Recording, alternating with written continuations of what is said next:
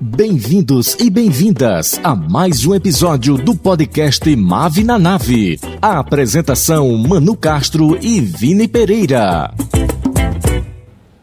Olá, meu nome é Manu Castro, sou jornalista, mãe de pet, e estou aqui, apresentando esse podcast. Então, hoje o episódio, é sobre cultura e é para nossas convidadas aqui. Eu vou apresentar a Luana. Luana Consegue é uma jovem recifense que carrega com orgulho as marcas da sua trajetória como mulher negra, LGBT e trabalhadora da cultura. Nascida e criada na periferia do Recife, Luana transformou desafios em força e a cultura em uma ferramenta poderosa de resistência. Como DJ, mediadora e beatmaker, ela está na frente da luta por um Recife onde a juventude tem a voz e vez, e onde a justiça social vai além das promessas, tornando-se realidade. Luana acredita profundamente que a política pode ser uma ferramenta de transformação real. Não é, Luana? Isso aí. E é com esse espírito que ela se coloca à disposição para garantir que as vozes da periferia sejam finalmente ouvidas e respeitadas. Luana Consegue, ela é candidata a vereadora do Recife, aqui em Pernambuco, e é um prazer estar aqui com ela hoje. É isso, prazer imenso estar aqui nesse convite de extrema importância e tão necessário, para a gente falar sobre a nossa origem, trazer nossos traços, falar sobre quem nos criou e nada mais falar sobre a resistência que a gente continua exercendo aí nessa cena cultural que tem uma grande dificuldade de continuidade. A gente sabe quando a gente é artista independente e periférico, a gente tem aquela dificuldade de estar naquela bolha que contempla os artistas de fato da cena recifense, A gente, mesmo estando em alguns cenários, existe aquela dificuldade, aquela seletividade, aquele afastamento. Então, a nossa luta é de resistência e persistência. Conseguir continuar é um desafio diário aqui na cena pernambucana. Mas estamos aí nesse coletivo e agora, com essa força, sendo candidata a vereadora, acredito que eu estou arrastando muita gente, trazendo aqui no Discai todo mundo que se identifica e se sente representado aí nessa nova jornada, nesse desafio tão extraordinário e de grande importância. Muito valeu, Luana, arrasou. E a convidada especial que veio com Luana é Virgínia Brasil. Ela é multiartista, a polímata, mãe e mulher negra, por trás do projeto DJ Vibra, que é a porção musical no caldeirão dessa grande feitiçaria. Curadora e DJ residente do Som na Rural, idealizadora do Disco Preta, preparadora de elenco, criadora de trilha sonora para teatro, dança, circo e cinema. Pesquisadora por natureza, ela se dedica a estudar os sons da diáspora africana espalhados pelo mundo. Defende a descolonização dos corpos, difundindo o movimento Revolução Rebolativa, como arma de resistência e enfrentamento. Tudo. É produtora musical, assina a direção, a trilha sonora e atua no espetáculo cênico sonoro Se Eu Fosse Malcolm e a trilha sonora do espetáculo Circo Science, além de atuar nos principais casas de festa do Recife e também atua no cenário internacional, com diversas viagens na bagagem. Bem-vinda, Vibra. E aí, conta um pouquinho pra gente de você. Obrigada, estou honrada aqui pelo convite, de estar aqui também ao lado da minha vereadora, Luana Consegue. Tu consegue? Ela consegue. E, enfim, é isso, Eu sempre me entendi como artista, assim, sempre comecei muito cedo na área, trabalho com múltiplas linguagens, sempre enfrentando essa dificuldade como artista independente, como mãe. Também sou uma pessoa que vim da periferia, mulher negra, fui mãe solo aos 19 anos, então várias dificuldades aí, enfrentamentos para continuar exercendo esse meu lugar na cultura e enfrentando as dificuldades que é ser um artista independente nesse país, nesse estado e nessa cidade que, enfim, nos faz pagar uma prova todos os dias, assim, e a gente continua resistindo. Recife respira cultura, Luana, Vibra estão aqui comprovando isso, Vivem da cultura, são trabalhadoras da cultura. Mas como é que está Recife, Como é que vocês percebem isso? Eu acho que Vibra pode contribuir, que também, parceiraça aí de Luana. como é que vocês percebem as políticas, né, destinadas aí para Recife na área de cultura? Bem, Manu, se a gente for falar sobre edital, a gente acha massa o incentivo do edital, mas as suas diretrizes, ela complica muito mais o jovem periférico que não tem aquele acesso à informação. A diretriz, ela complica a inscrição, a diretriz, ela complica a leitura e a coordenação do entendimento daquele texto. Quando a gente se identifica com a cultura, a gente também tem a prova de se inserir nela de acordo com quem faz uma curadoria. A seletividade, ela é extrema. Eu sou a prova disso. Escrevi um projeto foda.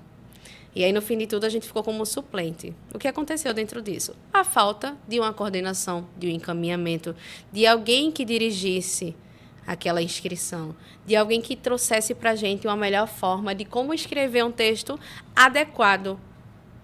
É foda a gente falar o adequado para a sociedade elitizada poder entender e selecionar a gente. A gente tem essa dificuldade de... eu não tenho mais a dificuldade de acreditar que eu posso estar onde eu quiser. Mas outros jovens ainda precisam entender que existe essa dificuldade. Eles não se imaginam no cenário cultural, mesmo sendo da cultura. A cultura, ela salva, por isso que eu estou repetindo muito a palavra culturar, curar.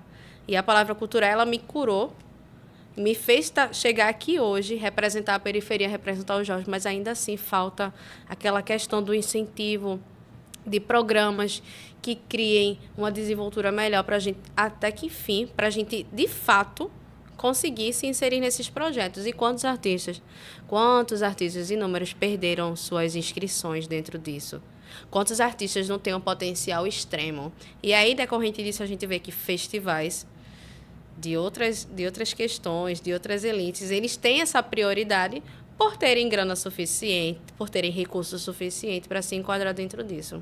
E aí, infelizmente vem a parte que a gente fica lá de fora olhando o festival acontecer.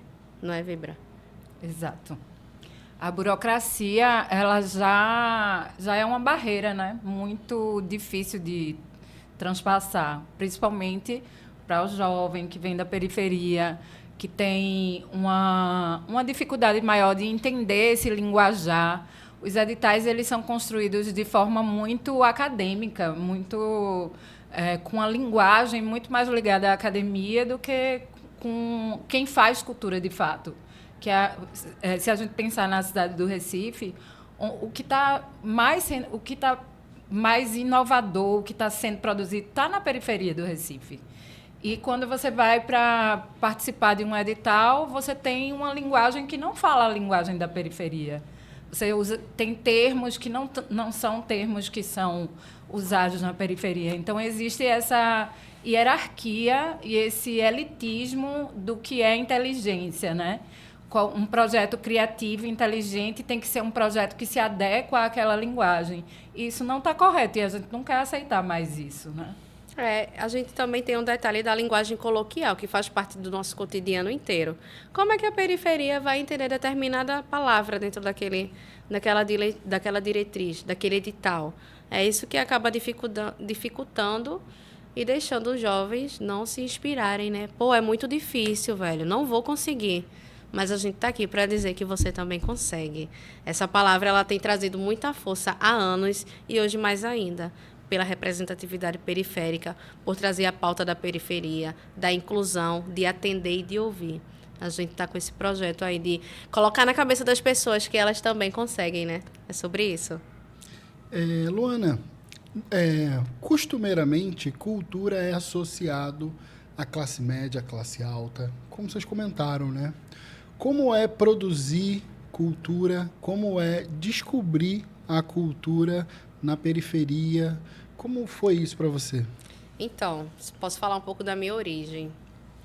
Tudo começou na escola e não foi no instrumento.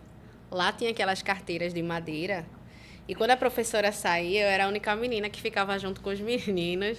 A gente começava o batuque. Foi meu primeiro contato com o instrumento. Dentro dessa mesma escola pública, sempre estudei escola pública, dentro dessa escola existia um projeto que ele trazia oficinas.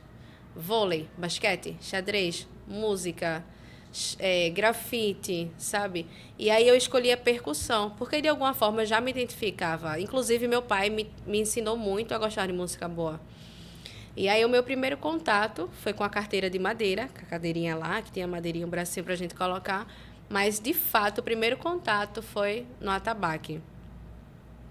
Além disso, a gente tinha uma professora chamada Jeane Siqueira. Jeane Siqueira até hoje vive aqui dentro de mim.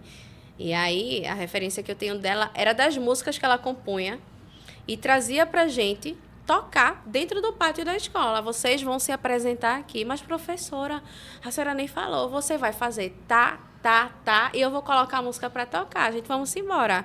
A gente era sempre chamada. Era eu, Gabriela e mais 2 meninos.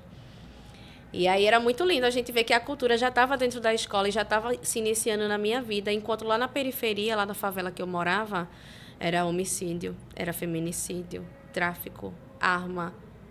Eu não tinha essa cultura ali dentro. E a minha salvação foi dentro da escola ter esse projeto.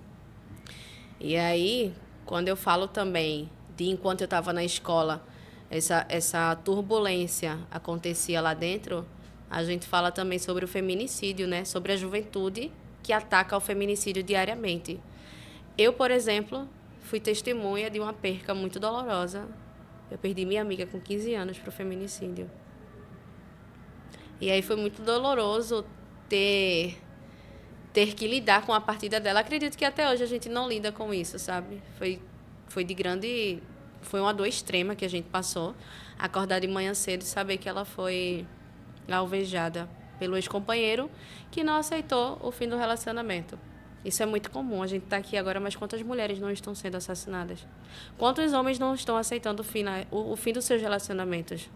E aí quem acaba perdendo a vida é a gente, né? Porque quando uma mulher é morta, a gente também é. De alguma forma, nosso corpo se fere.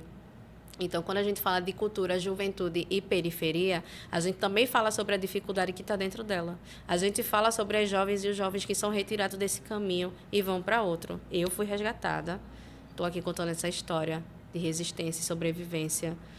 Da minha avó também, que lutou até o fim pelo acesso, né? Pela dificuldade.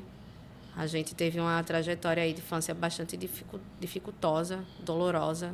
Passar fome, ter que catar lixo. Então, é de extrema resistência estar aqui contando a história, né? Sobrevivência e resistência negra. É isso. Luana, deixa eu te fazer uma pergunta. Gilberto Gil, ele fala que a cultura não é extraordinária. É como arroz e feijão, né? Tem que ser diário. Como é que a cultura pode entrar no cotidiano das pessoas, pode transformar a vida das pessoas, não em eventos, mas na vida? Transformação cultural, eu acredito que eu posso trazer o movimento corporal que a música nos fornece. Se eu for falar sobre movimento corporal, eu falo sobre a Revolução Rebolativa que Vibra traz, né? Um projeto incrível que movimenta o corpo de inúmeras mulheres. E é isso, a música ela nos move, né? Diariamente a gente está precisando movimentar o corpo e quando a gente coloca uma música o cenário muda. Você pode estar no estado que for, a música vai mudar você. É difícil viver de arte. A arte, ela vai doer, mas também vai lhe levar a lugares incríveis, a horizontes incríveis. Não é difícil. Aqui na cena, a gente tem essa dificuldade de se manter com arte, de continuar acreditando. Quantas vezes eu já não recebi e já pensei em desistir. Mas é isso que faz a gente continuar nessa luta, sabe? É isso que faz. Quanto mais você pensa em desistir, mais você tem que pensar em continuar e saber que vai conseguir chegar no seu topo, na sua meta e inspirar outras pessoas. Então, a cultura, ela é de grande essência. A música é de grande importância dentro da vida da gente, né? Cantarolar é arte. Então, é uma salvação diária, cultural mesmo. Vibra, conta pra gente, né? Como é que você conheceu Luana? Como é que é essa relação de vocês? Como é que a cultura aproximou vocês? Enfim, se é que foi a partir da cultura. Sim, foi a partir da cultura. Eu trabalho com várias linguagens e comecei na música, com a produção musical. E aí depois eu quis investir na atividade de DJ. E aí comecei a me envolver com o mercado da cidade, conhecer os coletivos. E aí eu conheci o coletivo Madame, que é um coletivo de DJs mulheres, do qual Luana faz parte também. Ela já fazia parte quando eu conheci o coletivo. E no coletivo eu fiquei sabendo dela e já fiquei curiosa para conhecê-la, porque... Eu já me apaixonei por Vibra também, né? Porque é um amor de pessoa. Deitei logo no ombro dela. É isso aí. Foi. E foi assim, foi um match que bateu muito forte, rapidinho. Mas a primeira coisa que eu ouvi, a primeira notícia que eu ouvi dela foi Naná dizendo que ela estava discotecando com um celular. Tu precisa conhecer essa gata porque ela é beatmaker. E a gente tem muitas DJs, mas não tem tantas DJs que faz produção musical mesmo, né? E Luana faz e eu faço também. E aí Naná falou que achava que ia ser uma conexão interessante a gente se conhecer. E aí quando ela falou que ela produzia coisas com o celular, eu fiquei super curiosa. E minha admiração só cresce por Luana, porque ela é incrível. Tu também, grande referência. Luana, Recife é conhecida como uma cidade cultural, né? Inclusive, um dos grandes momentos de cultura do Brasil acontece em Recife, né? Que é o carnaval e tudo mais. Como é ser artista independente vinda da periferia? Como é ser artista em Recife? Quer um resumo? Trabalha no carnaval e recebe no Natal. É a cena daqui. A gente tem essa dificuldade do cachê, né? Me chama para trabalhar, mas não paga meu cachê na hora. Enquanto outros artistas que são de fora do Brasil, que vêm se apresentar dentro do maior carnaval do mundo, tem aquela antecipação da grana. Mas e a gente fica como? Como é que os representantes da cultura da cena local ficam? A gente não só espera até o Natal, se pá até o outro carnaval. E a gente traz uma rima também que faz parte da maioral, do manguezal. É difícil. Às vezes, já cheguei até a não receber cachê por acharem que eu estava sendo demais em cobrar, sabe? E aí já cheguei a não receber um cachê por ser entendida de outra forma. Eu estava cobrando o meu trabalho. Você já não pagou na hora, quer pagar depois, acha ruim que a gente cobra. E ainda levamos esporros. Tem aquela questão de se sentir um pouco culpada por cobrar, mas se eu não fizer por mim, quem vai fazer? É essa dificuldade que a gente enfrenta diariamente, né, Vibra? A gente acha massa que, ainda assim, em alguns pontos da cena recifense, tem pessoas que realmente valorizam o nosso trabalho e não só usam como... O que é que eu posso falar? Apropriação? De usar nossas pautas em meses, no mês mesmo da consciência negra, a gente é utilizada de forma drástica quando se trata da apropriação, né? A gente até vai, porque é massa colocar nosso corpo ali, é nosso lugar, é nosso espaço, mas a gente enfrenta diariamente essa questão burocrática de valorização, né? Somos grandes artistas, somos grandes referências, somos nossas próprias referências, então, por que não nos valorizar? O que é que falta? Quem deve administrar isso, sabe? A gente precisa melhorar muito. A gente não, né? Eu acho que quem cuida disso aí precisa melhorar muito essa valorização artística, que esse prazo de pagamento diminua. A gente tem que lutar pela redução do prazo, né? Porque a gente toca aqui agora, mas a gente precisa do dinheiro. A gente precisa se manter. A arte é o nosso sustento, sabe? Então, a gente procura por mais valorização dos artistas independentes, principalmente, e periféricos.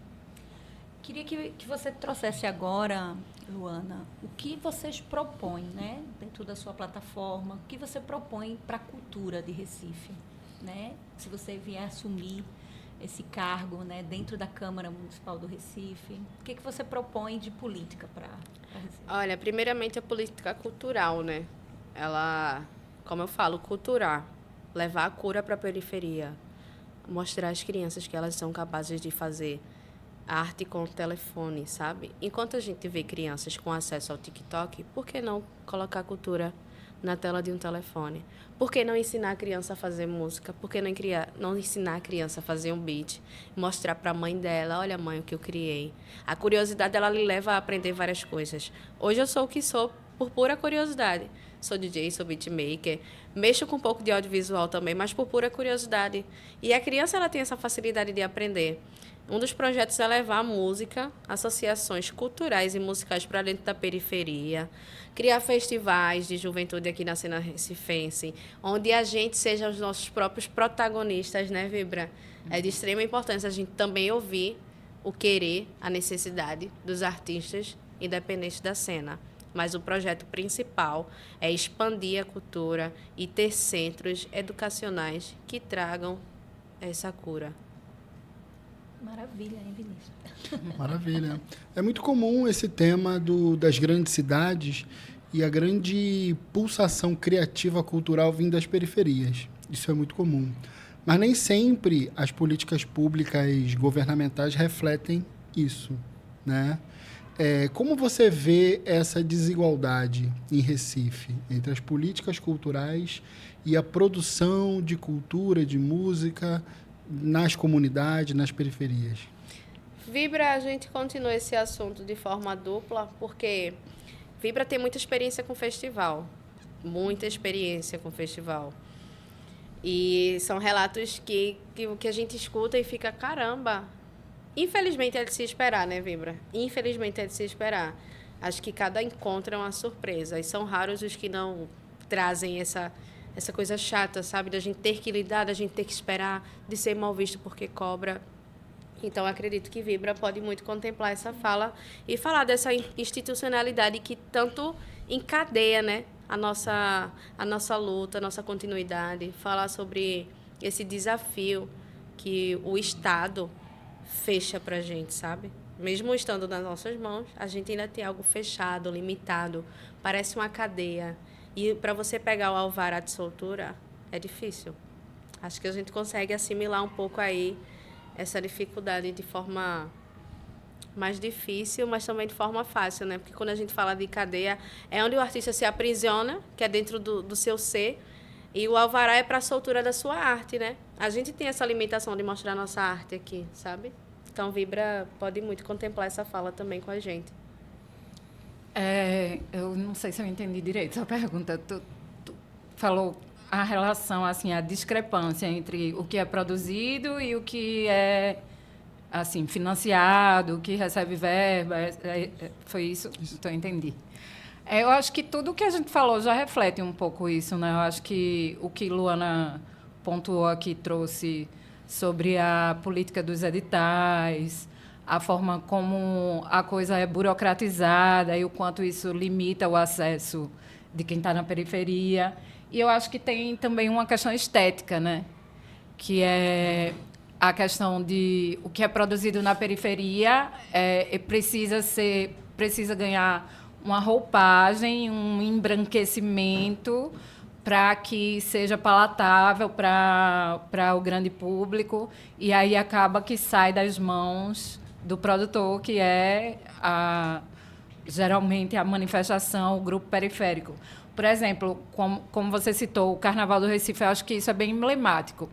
No Carnaval do Recife, a gente vê nos palcos principais muitos grupos que mobilizam grandes plateias e que estão ali se utilizando de alguma referência de manifestações culturais que estão no chão, que estão se apresentando em polos menores e que mobilizam um público menor e que recebem um cachê menor e que demoram a receber e que não tem um camarim adequado, e que vários quis, mas são grupos que geralmente, sem o que eles produziram, a princípio, aquele grupo lá grande que está mobilizando o público não chegaria naquele resultado. Então, acho que tem uma questão estética também, né? De pegar o que é produzido na periferia, pegar o que é produzido pela cultura negra e dar uma roupagem diferente para ficar mais palatável assim, para o grande público. Acho que isso é uma problemática que iniciativas como as que Luana está trazendo podem resolver um pouco essa problemática, né? Pelo menos colocar luz nisso, né? Porque realmente o que precisa realmente é a periferia assumir esse lugar de entender que não é só um sonho, é realidade, que já tem o seu lugar, assim, o seu lugar na verdade tem sido tomado e é só uma questão de reaver o seu lugar e não de buscar um lugar. O lugar já existe, né? Só que está sendo ocupado por outros. Luana, se você pudesse mandar uma mensagem final sobre esse tema da cultura, as suas propostas políticas, né, as suas colocações, o que você deixaria para o público sobre a sua relação com a cultura e como isso pode reverberar na sua candidatura, na sua postulação à Câmara Municipal. Acredito que nada melhor do que lidar com os nossos. Acredito que nada melhor do que representar os nossos, de se identificar com os nossos, de trazer a pauta dos nossos, de levar a sua origem verdadeiramente, de fato, saudável, sabe? De você olhar nos olhos e realmente dizer que você vai ser capaz de conseguir representar quem mais tem necessidade. De entender o quão necessário é colocar alguém da sua clã dentro da Câmara Municipal para representar essa cultura que vem direto do manguezal. É isso. Luana consegue. Vamos embora junto nessa coletiva aí. A campanha ela está sendo coletiva, não só minha, sua e também sua. Vamos embora comigo? Obrigada, Luana. Obrigada, Vibra, por estar aqui conosco. Muito obrigado. E esse foi o podcast sobre cultura e Recife. Podcast Mave na Nave. A apresentação Manu Castro e Vini Pereira. Produção Manu Maia e Valesca Prestes. Edição Detone Produções. Até a próxima.